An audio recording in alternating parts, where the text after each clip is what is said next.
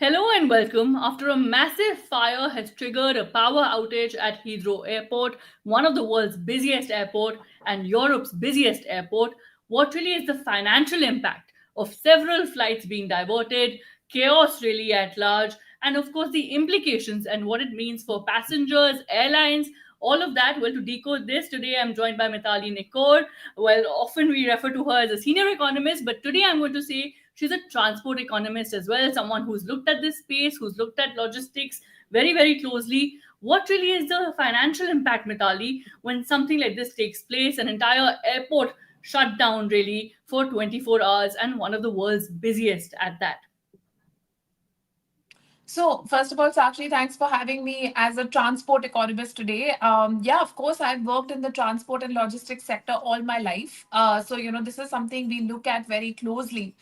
What you're seeing today is Heathrow Airport, which handles nearly 1,400 flights every day, more than 220,000 passengers every day, suddenly, without notice, shutting down you know and that's what we are finding today.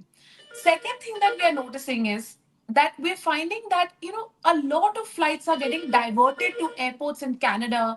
They're getting diverted to airports in France. They're getting diverted to airports in London, like London, the Gatwick, Luton. Even smaller airports are being receiving these flights today without any preparation or notice. So this is obviously going to create a lot of financial baggage for these airports. The second thing that happens is, look at the situation of flights that were just about to land. There are nearly 200 plus flights I was just seeing that are just about to land at Heathrow when the airport shut down. All of them are now circling over the airport, and they have tons of fuel, you know, which is getting wasted in just this circling. And the third financial impact. So the first impact is, of course, the disruption to passengers, to people, to freight, flights. The second is this fuel cost.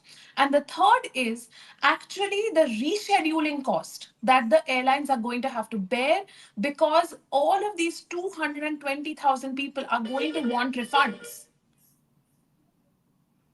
That's true. So, of course, what the passengers will be seeking, but what does this mean for the sector at large, Mitali? Of course, globally, situations like this are a one off, but globally as well, what is the sector at large? What can they do to streamline processes further, make ease of doing business, and make it easier for passengers going forward, as well as for airlines who are grappling with situations day after day? Of course, something like this erupting is massive and is a one off, but what about day-to-day situations on functionality as well?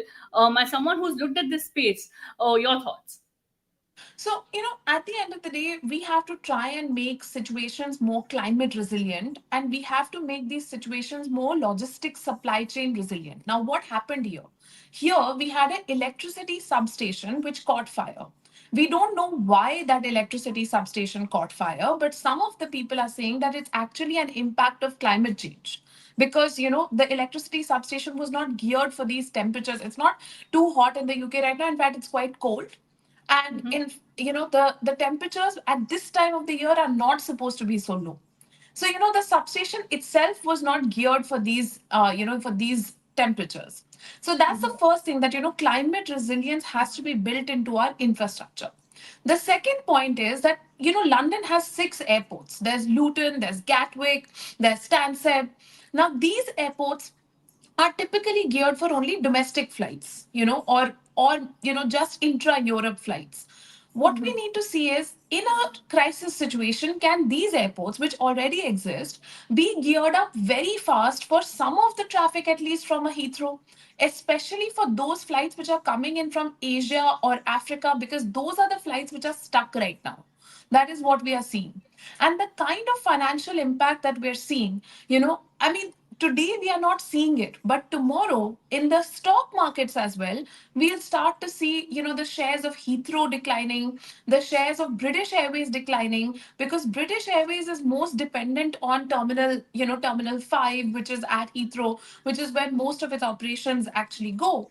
And then also, If you remember what happened in April 2024 when the Dubai floods happened, and I was actually stuck in Dubai. If you remember, we had a call as well when I was stuck in the Dubai mall myself, during those floods. For months after that, people were scared to book Emirates. And now again, we might see that impact on British Airways, where people are again, thinking, okay, is London really the airport I want to transit from? So, these kind of incidents, the airports and the airlines have to work together to make the airports very, very climate resilient and very, very disaster resilient. And that is an important investment for the future of the airlines and aviation as a whole. Absolutely, and thank you so much for decoding that. Of course, the impact on passengers, the impact on the entire sector, of course, the financial impact, as well as the likely impact we are to see on the stock markets. Thank you, and of course, we will continue to track this and more, and hope that crisis management really can be looked at far more closely.